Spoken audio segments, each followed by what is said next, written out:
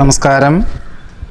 2016 October മാസത്തിലെ അശ്വതി നക്ഷത്രത്തിൽ ജനിച്ചവർക്ക് തൊഴിൽപരമായിട്ടുള്ള മേഖലകളിൽ പല പ്രകാരത്തിലും മാർഗതടസ്സങ്ങൾ അനുഭവപ്പെടുമെങ്കിലും ഈശ്വര പ്രാർത്ഥനകളോടുകൂടിയും ഒരു പക്ഷേ അഹോരാത്രം പ്രവർത്തിക്കുന്നത് വഴിയും ഏറെക്കുറെ ലക്ഷ്യപ്രാപ്തി നേടുവാൻ ഉപകരിക്കും.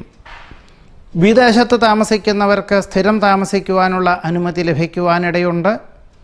വിദ്യാർത്ഥികൾക്കും ഗവേഷകർക്കും അനുകൂലമായ സാഹചര്യങ്ങൾ വന്നു ചേരും.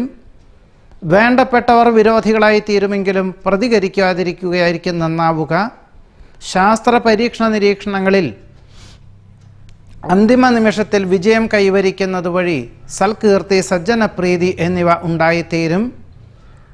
ഔദ്യോഗികമായിട്ടുള്ള മുൻപറഞ്ഞ വിധത്തിൽ ചില ഭാരങ്ങൾ വർദ്ധിക്കുന്നത് വഴി സഹപ്രവർത്തകരുടെയും മേലുദ്യോഗസ്ഥൻ്റെയും തൊഴിൽ കൂടി ചെയ്തു തീർക്കേണ്ടതായ സാഹചര്യങ്ങൾ ഉണ്ടായിത്തീരും. അവ്യക്തമായിട്ടുള്ള പണമിടപാടുകളിൽ നിന്നും പിന്മാറുകയായിരിക്കും നന്നാവുക. വിട്ടുവീഴ്ച മനോഭാവത്താൽ കുടുംബജീവിതത്തിൽ സമാധാനം, സ്വസ്ഥത എന്നിവ ഉണ്ടായിത്തീരും. പല പ്രകാരത്തിലും ദേഹാസ്വാസ്ഥ്യങ്ങൾ വർദ്ധിക്കുന്നത് വഴി വിദഗ്ധ പരിശോധന വേണ്ടി വരുവാനിടയുണ്ട്. എന്നാൽ ചെറിയ തോതിൽ ശസ്ത്രക്രിയ വേണ്ടി വരുവാനും മറ്റു ചിലർക്ക് പ്രകൃതിദത്തമായിട്ടുള്ള ഔഷധ രീതികളെ കൊണ്ട് രോഗവിമുക്തി വരുവാനും യോഗമുണ്ട്. പിതാവിന് അസുഖം വർദ്ധിക്കുന്നത് വഴി ആശുപത്രിവാസം വേണ്ടി വരുവാനിടയുണ്ട്.